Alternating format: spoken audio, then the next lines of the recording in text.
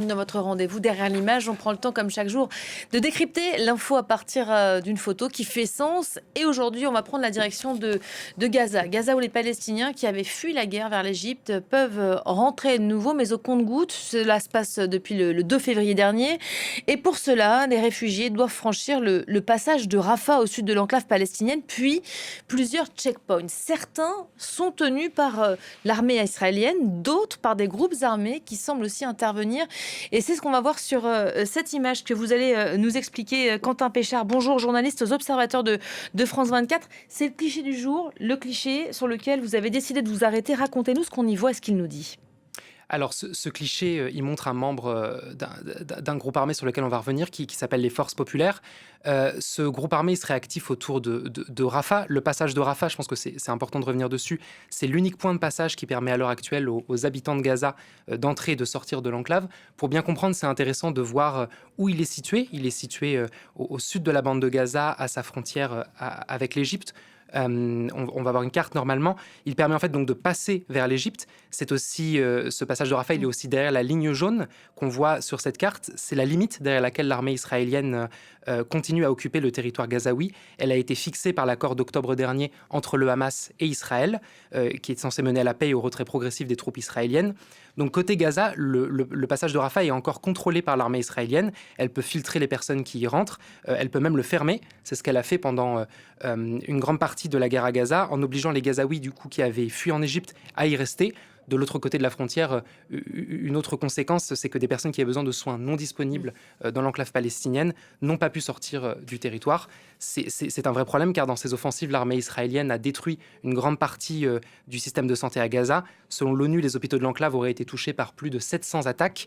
Le résultat, c'est qu'en octobre dernier, on ne comptait plus que 14 hôpitaux encore en activité contre 36 au début de la guerre. Alors vous avez enquêté, je le rappelle, sur ces Palestiniens, ces Gazaouis qui rentrent à Gaza pour tenter de retrouver leurs proches.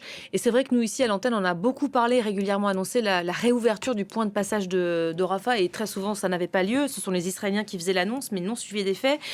Concrètement, la situation sur le terrain, quelle est-elle? Est-ce que les Gazaouis peuvent aujourd'hui franchir ce point de passage stratégique entre l'Égypte et Gaza? Alors effectivement, on s'y perd parce que la situation a beaucoup changé ces dernières semaines. Vous l'avez dit, le 2 février de cette année, le passage a rouvert très partiellement, pour la première fois depuis plus d'un an et demi. On parle de quelques dizaines d'évacuations médicales seulement de Gaza vers l'Égypte. Et dans l'autre sens, c'est à peu près le même nombre de réfugiés qui ont pu revenir de l'Égypte vers Gaza.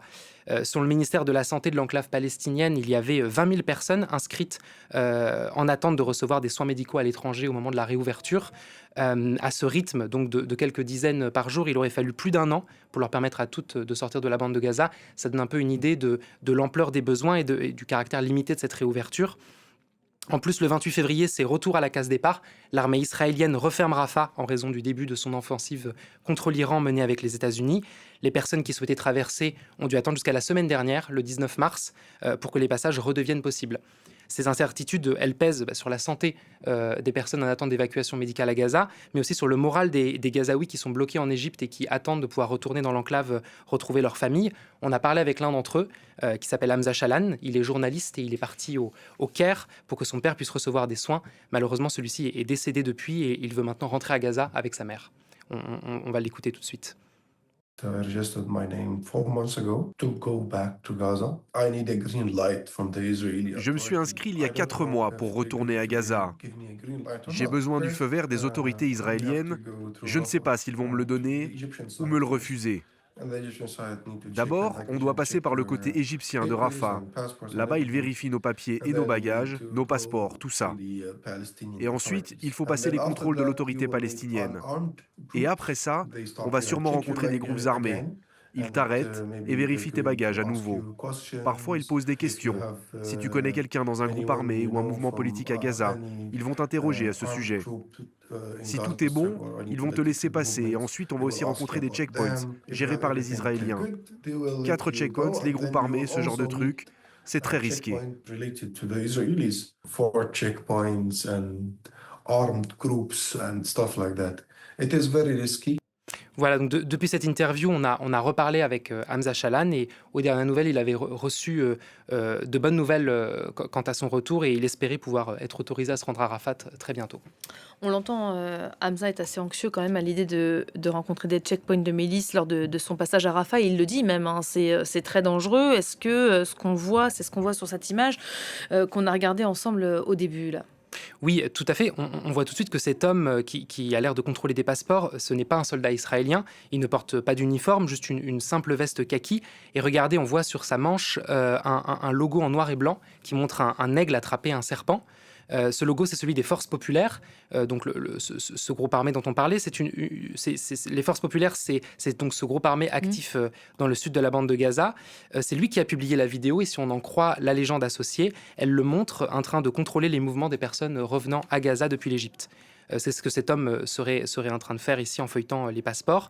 Ce qu'il faut comprendre aussi, c'est que, comme on l'a dit, les Forces populaires, elles sont actives donc, dans des zones qui sont contrôlées par l'armée israélienne, derrière la ligne jaune. Elles sont entrées dans l'actualité à plusieurs reprises parce qu'elles étaient dirigées anciennement par un homme nommé Yasser Abou Shabab, un chef tribal qui a fait de la prison à Gaza pour trafic de drogue. Sous sa direction, les forces populaires ont été accusées par plusieurs enquêtes et témoignages d'avoir volé de l'aide destinée aux civils à Gaza. Et depuis sa mort dans un échange de tirs, c'est un nouvel homme, Hassan Al-Douaini, qu'on va voir tout de suite au milieu avec son casque, ses lunettes et son gilet pare-balles, qui a pris le relais. C'est un proche de Yasser Abou Shabab et comme son prédécesseur, il s'oppose violemment au Hamas avec ses hommes. Une grande partie des vidéos qu'il poste le montrent en train de traquer des hommes qui, selon eux, appartiennent au mouvement islamiste armé.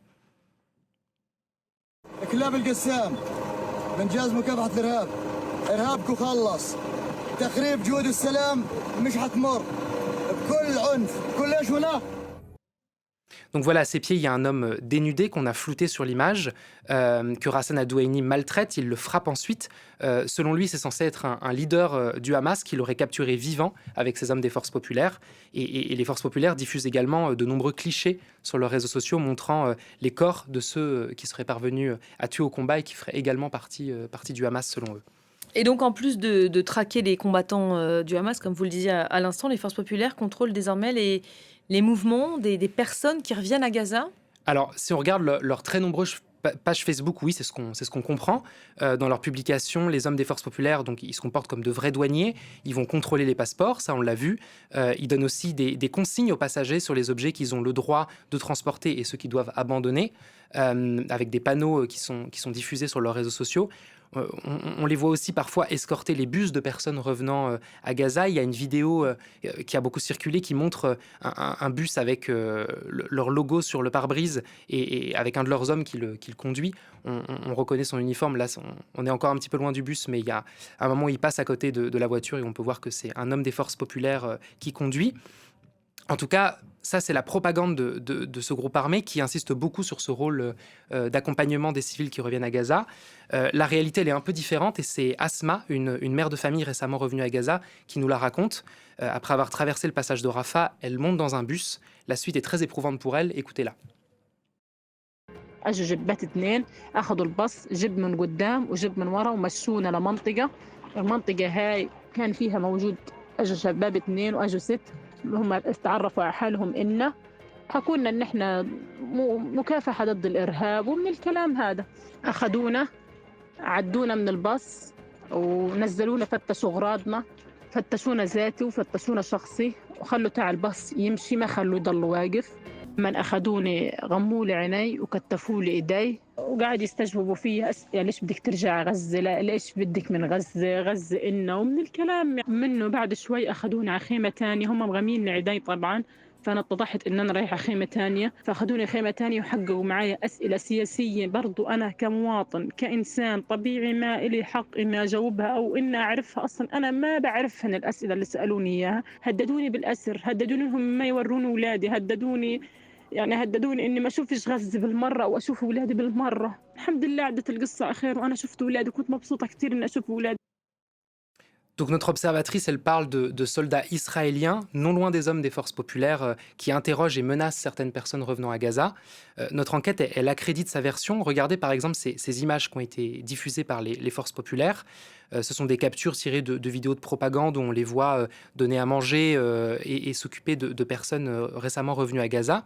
On y voit sur ces images un bâtiment très reconnaissable avec une base en béton, des bâches vertes, une route en terre et cette espèce de préfabriqué qu'on voit à l'image là, avec un pneu juste devant. Grâce à ces détails, on est parvenu à géolocaliser où ces images avaient été filmées. Et elles ont toutes été tournées au checkpoint israélien de Regavim, filmé ici par l'armée israélienne elle-même, avec ces soldats qu'on va voir dans la vidéo qui sont positionnés à proximité. Ce checkpoint, il a été construit en quelques semaines par l'armée israélienne entre décembre et janvier, spécialement pour que ces soldats puissent contrôler qui entre et qui sort de la bande de Gaza. Donc en réalité, finalement, l'armée israélienne, elle sous-traiterait une partie du contrôle des réfugiés palestiniens aujourd'hui à des groupes armés comme les forces populaires qu'on vient de voir. Alors c'est ce qu'on comprend des témoignages et des images qu'on a recueillis, et d'autres éléments montrent l'étroite collaboration des forces populaires avec l'armée israélienne. Il y a par exemple cette story, vous savez, ces publications éphémères qu'on peut mettre sur Facebook par exemple. Elle a été postée par un jeune combattant des forces populaires qui se filme en train de tirer avec une arme à feu.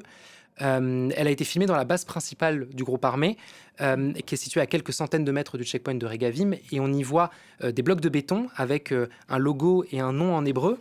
Ce nom, c'est Wolfman, un fabricant israélien de produits en béton, et il fournit notamment l'armée israélienne et fabrique les blocs utilisés pour marquer la ligne jaune à Gaza. On en voit un juste ici avec le même logo et le même nom en hébreu. Il y a aussi des vidéos qui montrent les pick-up flambant neufs utilisés par les forces populaires. La plupart du temps, les hommes qui les filment prennent soin de masquer les plaques d'immatriculation. Mais sur quelques images, notamment celle-ci sur TikTok, ce qui a été mis pour masquer la plaque n'a pas été suffisant, et on voit pendant un court moment la plaque d'immatriculation. On voit qu'elle a un fond jaune et un carré bleu à gauche, deux caractéristiques des plaques d'immatriculation israéliennes. Ce véhicule, en fait, il est immatriculé en Israël et il a sans doute été amené à Gaza pour être utilisé par ce groupe armé. Donc en plus de se coordonner avec l'armée israélienne pour contrôler les personnes qui reviennent de Gaza, aujourd'hui, les forces populaires, elles seraient soutenues matériellement par les Israéliens. Mais dans quel but? Quel est l'objectif de tout ça? Alors ça, c'est pas encore très clair. Ce qu'on sait, c'est qu'il existe des plans qui viseraient à intégrer des membres de groupes armés anti-Hamas comme les forces populaires dans une future force de police à Gaza. Une enquête du média britannique The Telegraph publiée en février a par exemple révélé que Donald Trump soutenait un plan de ce type. Celui-ci aurait été très critiqué par des pays européens comme la France et le Royaume-Uni, mais aussi directement par des responsables de l'armée américaine. Et pour cause, puisque cette idée viole en fait le plan de paix pour Gaza, signé par Israël et le Hamas en octobre dernier à l'initiative de Donald Trump lui-même, puisque ce plan il prévoit un processus de démilitarisation de Gaza, débouchant sur un avenir politique où, je cite, le Hamas et les autres factions, sont entendues les factions armées, acceptent de ne tenir aucun rôle dans la gouvernance de Gaza. On voit qu'on en est loin. Il faut aussi préciser que la situation est similaire de l'autre côté de la ligne jaune. Le Hamas y reste actif et s'en prend aux opposants. En tout cas, du côté des forces populaires, l'idée de participer à une future force de police a l'air de plaire à leur chef, Hassan El-Douaini. À la fin du mois de février, il repartageait des appels à candidature officielle pour rejoindre ces nouvelles forces de l'ordre, en appelant les jeunes qui le suivaient à y participer. Merci beaucoup Quentin Péchard. Votre enquête complète donc sur le rôle de ces groupes armés palestiniens à Rafah est disponible sur le site de France 24, www.france24.com.